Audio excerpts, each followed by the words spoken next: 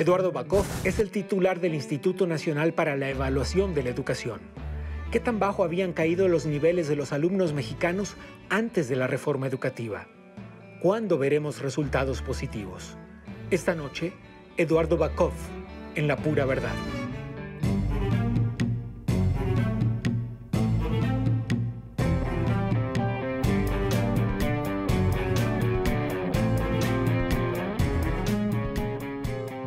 Hablemos de las pruebas internacionales.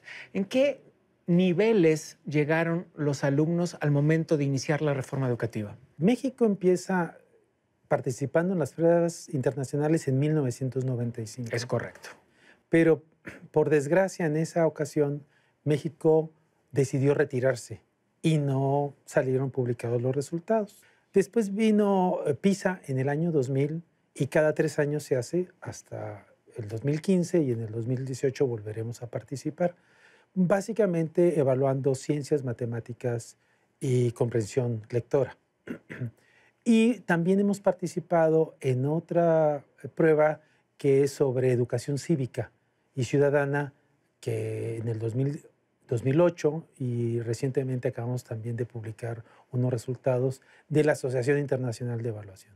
Esas son nuestras evaluaciones internacionales de aprendizajes. Y lo que nos dicen las pruebas básicamente es que México está cerca del lugar entre el 54 y 56 de 70 países que participan aproximadamente. O sea, entre tirando a malos y malos, para ser honestos. Sí, efectivamente, nosotros nos hemos retratado en estas pruebas con una baja, digamos, un bajo dominio de las competencias que internacionalmente se miden. Entonces, por poner un ejemplo, cerca del 60% de los estudiantes en matemáticas salen por debajo del nivel básico, que es lo mínimo indispensable que la OCDE considera para que tenga éxito el estudiante. Y si mal no recuerdo, 40 o 45% tenía problemas de comprensión lectora. Y otro, exactamente, por ahí, como 40% sí. en PISA. Eso es una cifra grave, digamos. Cuando empezaron a hacerse estas mediciones, empezamos a enfrentarnos a una realidad. Es decir, lo que estábamos haciendo con la educación no estaba funcionando. Yo no diría exactamente, no pondría en mi boca esas palabras. Yo diría que en realidad, como no se había medido el aprendizaje de los estudiantes, en realidad lo ignorábamos, no sabíamos. Entonces no podíamos presumir de algo que no sabíamos. A quien sí les pasó eso exactamente fueron a los alemanes. Los alemanes sufrieron un choque en el año 2000 cuando se dieron cuenta que, creyendo que eran los primeros del mundo, pues estaban como en el lugar 16, 14, por ahí, y hicieron una revolución que que cambió en gran medida su educación. En México creemos, o al menos eso es lo que yo considero, que fuimos entrando a la medida y a los números y saber qué tan mal estamos en educación, efectivamente a partir no solamente de las pruebas internacionales como PISA, también las nacionales que empezamos en 1998 aproximadamente. Estás al frente del Instituto Nacional para la Evaluación de la Educación junto con otros consejeros y me pregunto si tienen medido cuánto tiempo, ya que se inició una reforma educativa que tiende a revertir esos malos resultados, digamos, ¿en cuánto tiempo veremos resultados de esa reforma? Dijo el secretario de Educación que no pronto. Así es. Mira, tú te tienes que fijar en los países que han hecho cambios a fondo y que han subido, digamos, su calidad educativa o los aprendizajes de sus estudiantes. Y este es el caso, por ejemplo, de Corea. Corea se tardó 50 años, digamos, para que tengas un punto de referencia. Eso no quiere decir que nosotros nos tengamos que tardar 50 años en ver resultados. Pero yo diría que si continuamos, digamos, a fondo, haciendo la reforma o las reformas que son necesarias, 1, 2, las continuamos por largo tiempo, nosotros vamos a poder ver resultados, yo digo que cuando menos entre 10 y 15 años. Bueno, pero es un cambio que había que hacer. Es un cambio obligado. Y yo te voy a decir una cosa, Gabriel. Hace cerca de 10 años me hicieron la misma pregunta y les contesté de la misma manera. Si ahorita tú echas para atrás y haces una evaluación de cuánto hemos cambiado hace 10 años, verás que es mínimo.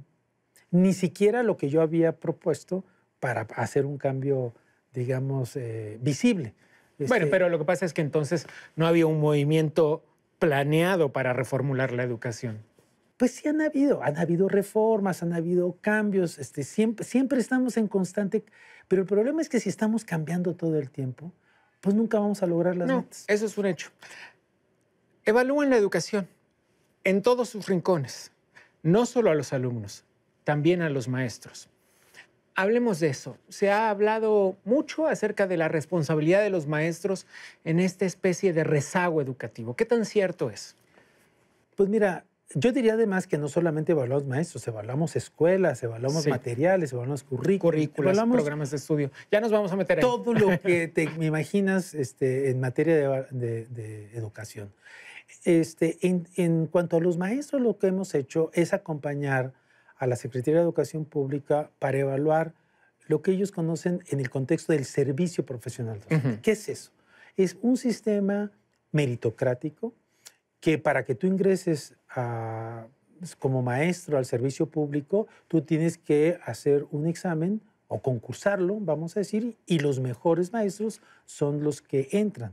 Y de los que ya están, se hace otro concurso para promocionarlos a directores, a supervisores o a cualquier otro campo. Y los que también están ahí, se hacen una evaluación que le llaman del desempeño, que es lo que ha causado más, digamos, escozor, inquietud, inconformidad entre los maestros, y también a los profesores que sacan destacados se le da un reconocimiento económico o de cualquier otro tipo. Esa es en la estructura en la que nosotros hemos trabajado junto con la SEP. Pero nosotros no evaluamos a los profesores. Nosotros damos los lineamientos para que la autoridad educativa evalúe a su propio personal, que es la obligación que ellos tienen. Sí, pero ustedes también tienen los resultados de esas evaluaciones. Totalmente. Nosotros los acompañamos desde el diseño. Entonces hasta no evadas la publicación respuesta. ¿Qué tan responsables han sido los maestros de esta especie de rezago? Ellos dicen que había determinadas condiciones de trabajo, los resultados dicen, depende de quién los analice, otra cosa. La pregunta es, ¿tú crees que los maestros tenían responsabilidad en este rezago? ¿Esta falta de estructura en el seguimiento profesional podría tenerla? Yo digo que todos los componentes, los elementos, en este caso las personas, que en este caso son docentes, que intervienen en el sistema educativo de manera, digamos, importante, tienen, por supuesto, un tramo de responsabilidad. Pero también son los directores, también son los burócratas, también son las autoridades educativas. Y lo que te voy a dar datos, porque los datos hablan más que las palabras. Cerca del 50% de quienes desean ingresar, después de salir de la normal, más o menos, que desean ingresar son los que aprueban, llamémosle así, la evaluación. Entonces, quiere decir que de la normal, exactamente, o de las normales, tenemos un problema. O sea, hoy quienes en teoría están listos, recibidos, con su diploma, listos para dar clases, en teoría, la mitad de ellos no cumple con el examen. Exactamente. Eso es lo que te dice. Ahora, de los que ya están, que han adquirido esta experiencia, cerca del 95% acreditan las evaluaciones de permanencia. Porque las de permanencia básicamente van orientadas, a diferencia de lo que piensan los profesores, a identificar deficiencias o áreas de oportunidad para la formación. Eso es básicamente lo que Hablemos de las currículas, Eduardo, porque decías recién que evalúan cada rincón de la educación. Y en ese sentido, hay un punto novedoso en la educación mexicana que yo creo que es muy útil porque la especificidad es la madre del triunfo, creo yo. A ver. Y ahora, a partir del nuevo modelo educativo, hay un 80% de una currícula común y un 20% que las escuelas pueden definir de acuerdo a sus necesidades, a su región, al tipo de población que tengan. ¿Cómo van a hacer para evaluar de manera tan disímil? Bueno, mira, en general las evaluaciones tú evalúas lo que es común. Y si tú quieres evaluar cosas distintas, pues tendrás que hacer una evaluación para esas cosas distintas. Van a evaluar en principio el tronco común de ese 80%. Pues mira, básicamente lo que nosotros evaluamos en cuanto a aprendizajes son matemáticas, te doy datos ahorita, comprensión lectora o la lectoescritura, llamémosle, también las ciencias, el civismo y ahora lo que le llaman las habilidades socioemocionales. No evaluamos todo absolutamente, básicamente porque es un mundo muy grande, pero lo que es más importante que un niño debe saber es, 1, saber leer y comprender lo que lee, si no, no aprende nada. 2, saber razonar lógica y cuantitativamente, para que esto lo pueda aplicar en el aprendizaje de otras asignaturas. Entonces, es lo que nosotros alcanzamos con nuestras fuerzas a evaluar del sistema educativo, que es muy diverso y muy grande. Y me prometiste cifras. Dijiste, ahora te doy cifras de matemática, lengua. Sí, por ejemplo, educación media superior, acabamos de hacer una evaluación de todos los estudiantes que egresan de una muestra muy grande de estudiantes que egresan de la educación media superior. 2 cifras importantes. 1/3 parte de esos estudiantes que egresan tienen problemas para comprender lo que leen.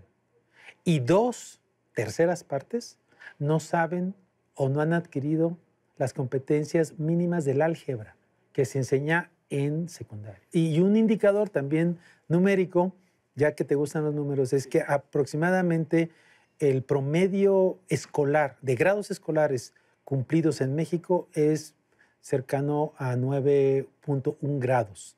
Nuestra población tiene en promedio cumplida la secundaria. Entonces necesitamos no solamente que aprendan más, sino también que estudien más. Y ahora con la educación obligatoria, vamos a decir, de la educación media superior, pues nuestra tirada es llegar a que se tenga en promedio cuando menos 12 años o 12 grados escolares. Bueno, y ahí está el punto. Otro punto que nos quedará para la siguiente conversación seguramente, pero es la deserción escolar. Aunque ha ido mejorando muchísimo la cifra, sigue siendo un tema del que tenemos que ocuparnos. Totalmente de acuerdo. O sea, en principio no tenemos una cobertura universal todavía del preescolar y tampoco de la educación media superior. Aprox 70% atendemos en preescolar y 70% en educación media superior, pero de los que atendemos, pues se salen una gran cantidad por abandono, por deserción, porque la escuela los expulsa o porque tienen necesidad de trabajar. Ese es un tema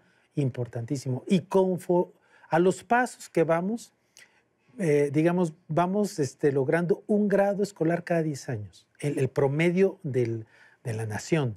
O sea, que nos falta una década todavía. Nos falta una década para tener 10 años. Sí. Nos faltarían 3 décadas para llegar a los 12 años. Si así vamos. Déjame brindar contigo por ver resultados lo antes posible. Gracias, muy amable.